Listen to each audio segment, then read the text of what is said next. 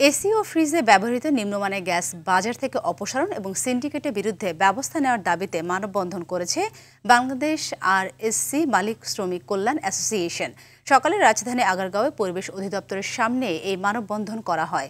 বক্তারা বলেন, এসি ও ফ্রিজের জন্য নিম্নমানের গ্যাস চড়া মূল্যে বিক্রি হচ্ছে বাজারে, সেই সাথে সিন্ডিকেটের কারণে বাজার নিয়ন্ত্রণও সম্ভব হচ্ছে না।